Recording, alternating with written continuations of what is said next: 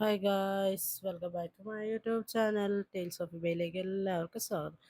ഇന്ന് ഞാൻ ഉണ്ടാക്കാൻ പോകുന്ന ഒരു ഈസി ചിക്കൻ ബിരിയാണിയാണ്. നല്ല ടേസ്റ്റാണ്. തമിഴ്നാട് സ്റ്റൈൽ ഒരു ബിരിയാണിയാണ്. നല്ല എരിവുള്ളൊരു ബിരിയാണി, എല്ലാവർക്കും ഉണ്ടാക്കാം വീട്ടിൽ കേട്ടോ. പ്രത്യേകിച്ച് പാടുള്ള ബിരിയാണിയൊന്നുമല്ല. നമ്മുടെ വീട്ടിലെ മസാലകളൊക്കെ ഉപയോഗിച്ച് തന്നെ ഉണ്ടാക്കുന്നതാണ്. എന്നാൽ പിന്നെ നമുക്ക് ഉണ്ടാക്കിയാലോ. അതിന് വേണ്ടി ആദ്യം ചിക്കൻ എടുക്കുക, പിന്നെ തൈര്, മുളക് പൊടി, മഞ്ഞൾപ്പൊടി, പിന്നെ ഇഞ്ചി വെളുത്തുള്ളി പേസ്റ്റ്, പിന്നെ ആ ഷെൽഫിലിരുന്ന എല്ലാ പൊടികളും എടുത്തിട്ട്, മീൻസ് എല്ലാ പൊടികളും എന്ന് പറഞ്ഞാൽ ബിരിയാണി മസാല, ഗരം മസാല, മല്ലിപ്പൊടി, കുരുമുളക്, ഉപ്പ്, അങ്ങനത്തെ ഉള്ള ആ ഐറ്റംസ് ഫുൾ ഇട്ട് കഴിഞ്ഞിട്ട് മല്ലിയില പുതിനയിലയും കൂടെ നമ്മൾ ആഡ് ചെയ്ത് കൊടുത്ത് അപ്പോഴത്തേക്ക് അതിന് ഫ്ലേവർ ഇങ്ങനെ മാറും. പിന്നെ ഇത് കഴിഞ്ഞ് കഴിഞ്ഞിട്ട് എണ്ണ ഞാൻ ഒഴിച്ചു കൊടുത്ത്. സാധാരണ നാരങ്ങ നീര് ഒഴിച്ചു കൊടുത്തു കഴിഞ്ഞാൽ നല്ല ടേസ്റ്റ് ആയിരിക്കും. ഞാൻ തൈര് ആദ്യം ആഡ് ചെയ്തുകൊണ്ട് പിന്നെ ഞാൻ നാരങ്ങ നീര് എടുക്കാൻ കാരണം എന്ന് പറഞ്ഞു കഴിഞ്ഞാൽ അപ്പം പിന്നെ പുളി കൂടുമെന്ന് വിചാരിച്ച്. പിന്നെ ഇതെല്ലാം കൂടെ മിക്സ് ചെയ്ത് കഴിഞ്ഞിട്ട് നമ്മളൊരു 2-3 മണിക്കൂർ ഫ്രിഡ്ജിൽ വെച്ചാൽ മതി. ഫ്രീസറിൽ വെക്കണമെന്നില്ല, താഴെ വെച്ചാലും മതി. അത് കഴിഞ്ഞ് കഴിഞ്ഞിട്ട് ഈ നമ്മളാണെങ്കിൽ അരി വേവിക്കാമെന്ന് വിചാരിച്ച് അങ്ങനെ വെള്ളം നിറച്ച് പിന്നെ ഉപ്പിട്ടു. അത് കഴിഞ്ഞിട്ട് മറ്റേ മസാല കിറ്റിനകത്തുള്ള ഐറ്റംസ് ഉണ്ടല്ലോ അതെല്ലാം കുറേശ്ശെ ഇട്ട് അത് കഴിഞ്ഞ് കഴിഞ്ഞിട്ട് അതങ്ങ് അടച്ച് വെച്ച് ചൂടാകാൻ വേണ്ടി. നല്ലതായിട്ട് വെള്ളം ചൂടാകുമ്പോൾ അരി ഓൾറെഡി ഞാൻ അരമണിക്കൂർ മുമ്പേ കുതിർത്ത് വെച്ചിട്ടുണ്ടായിരുന്നു. ആ അരി ഇതിനകത്തോട്ട് ആഡ് ചെയ്യുക. പിന്നെ ഇത് വേവണം ഒരു 10 മിനിറ്റ് ഒന്നും വേണ്ട, ഒരു 8 മിനിറ്റ് ആകുമ്പോഴത്തേക്കും നോക്കണം.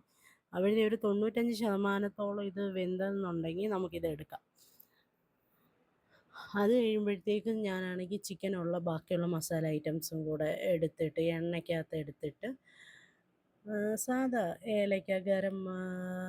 ഏലക്ക, പട്ട, കുരുമുളക്, പിന്നെ ബേ ലീഫ്, ഉള്ളി, പച്ചമുളക്, അത്രയേ ഉള്ളൂ സാധാ ഐറ്റംസ്. അതെല്ലാം കൂടെ വെച്ചിട്ട് നല്ല രീതിയിൽ ഫ്രൈ ആവണം. മീൻസ് ഒരു ഗോൾഡൻ കളർ വേണമെന്നാണ് എല്ലാവരും പറയുന്നത്. പക്ഷേ ഞാൻ സാധാ ഗോൾഡൻ കളർ വരെ നിൽക്കത്തൊന്നുമില്ല. ഒന്ന് വാടുമ്പോഴത്തേക്ക് ഞാൻ തക്കാളി നല്ല രീതിയിൽ വേവണം കേട്ടോ. അതും കൂടെ ഒരു 2-3 തക്കാളി. ഉള്ളി ഞാൻ കൂടുതലൊന്നും ഇട്ടില്ല, ഒരു 4 ഉള്ളി ഇട്ടിട്ടുള്ളൂ. കൂടുതൽ ഉള്ളി ആയാൽ തന്നെ മധുരിക്കും, അതുകൊണ്ട് ഒരു 4 ഉള്ളി. അത് ആവശ്യത്തിന് വെച്ച് കഴിഞ്ഞിട്ട് നമുക്ക് അറിയാമല്ലോ, ആ രീതിയിലാണ് ഞാൻ ചെയ്തത്. പിന്നെ ചിക്കൻ എടുത്ത് നേരത്തെ മസാല വെച്ച ചിക്കൻ അപ്പോഴത്തേക്കും മസാല പിടിച്ചു, അത് ഞാൻ ഇതിനകത്തോട്ടേക്ക് ഇട്ട് എന്നിട്ട് നല്ല ഹൈ ഫ്ലെയിമിൽ ഇത് ഒരു 5 മിനിറ്റ് വേവിക്കണം. അത് കഴിയുമ്പോൾ നമ്മൾ വെള്ളം ആഡ് ചെയ്ത് കൊടുക്കാം. അപ്പോഴേ ഇതിൻ്റെ കറക്റ്റായിട്ട് അത് നല്ല രീതിയിൽ അതിൻ്റെ മസാലയും പിടിച്ച് അത് വേവത്തുള്ളൂ. പിന്നെ അത് നല്ല രീതിയിൽ വെന്ത് കഴിയുമ്പോഴത്തേക്കും ഞാൻ ചോറാണെങ്കിൽ നേരത്തെ എടുത്ത് വെച്ചിരുന്ന ചോറ് അതിൻ്റെ മുകളിൽ ലെയറായിട്ട് ആഡ് ചെയ്ത് കൊടുത്ത്. ഇതിനകത്ത് വെള്ളം ഉണ്ടായിരുന്നു, ഞാൻ വെള്ളം മാറ്റിയതാണ്. അത് കഴിഞ്ഞിട്ട് ആ ലെയർ ദം ചെയ്യാൻ വേണ്ടിയിട്ടാണ് ഞാനങ്ങനെ ചെയ്തത്. ആ ചിക്കനും എടുത്ത് മാറ്റിയായിരുന്നു. എന്നിട്ട് അത് കഴിഞ്ഞ് കഴിഞ്ഞിട്ട് പിന്നെ രണ്ടാമത്തെ ലെയറിനകത്ത് ബാക്കി വന്ന ചിക്കനും കൂടി ഇട്ട്, എന്നിട്ട് മറ്റേ ഈ വെള്ളം ഉണ്ടായിരുന്നല്ലോ ആ സ്റ്റോക്ക് വെള്ളവും കൂടെ ഞാൻ അതിൻ്റെ മേളിൽ ഒഴിച്ച്. കാരണം എന്ന് പറഞ്ഞാൽ അങ്ങനെ അപ്പോഴാണ് നല്ല ചുമന്ന ചോറ് പോലെ ഇരിക്കുന്നത്, നല്ല എരിവും കാണും. അത് കഴിഞ്ഞിട്ട് പിന്നെ ബാക്കി വന്ന ചോറും കൂടെ അതിൻ്റെ മേളിൽ ഒന്നും കൂടെ ലെയർ ചെയ്യിപ്പിച്ചു. അതും കൂടെ കഴിഞ്ഞ് കഴിഞ്ഞിട്ട് പിന്നെ ബാക്കി ചിക്കൻ സ്റ്റോക്കിൻ്റെ വെള്ളം ഉണ്ടായിരുന്നു, അതും കൂടെ എടുത്ത് അതിൻ്റെ മേളിൽ സ്പ്രേ ചെയ്ത് ഒന്നും കൂടെ കഴിഞ്ഞപ്പോഴത്തേക്ക് ഒരുമാതിരി ആയപ്പോഴത്തേക്ക് ഞാൻ പിന്നെ മല്ലിയിലയും പുതിനയിലയും അതിൻ്റെ മേളിൽ ഒന്നും കൂടെ ആഡ് ചെയ്തു. അത് കഴിഞ്ഞപ്പോഴത്തേക്ക് ഞാൻ നല്ല വാഴയില കൊണ്ടിട്ട് അടച്ചു വെച്ചു. അതെന്തിനാണെന്ന് വെച്ച് കഴിഞ്ഞാൽ നമ്മുടെ വാഴയിലയുടെ ഫ്ലേവർ വരും, അപ്പോഴത്തേക്കും നല്ല സ്മെല്ലായിരിക്കും തുറക്കുമ്പോഴത്തേക്ക്. അപ്പോൾ അതിനു വേണ്ടി ഞാൻ അത് ആഡ് ചെയ്തത്. എന്നിട്ട് അത് അടച്ചു വെച്ചിട്ട് ഒരു 15 മിനിറ്റ് ചെറിയ ഫ്ലെയിമിലോട്ട് വെച്ചിട്ട് ഒന്ന് ചൂടാവാൻ വേണ്ടി വെച്ചു. അത് കഴിയുമ്പോഴത്തേക്കും അതിൻ്റെ സ്മെല്ല് കണ്ടോ, ആ സ്മെല്ല് ഒരു വല്ലാത്തൊരു മണം അതിന്. വാഴയിലയുടെയും ബിരിയാണിയുടെ എല്ലാം കൂടെ തുറക്കുമ്പോഴൊരു മണം വരും, ഭയങ്കര മണം അത്.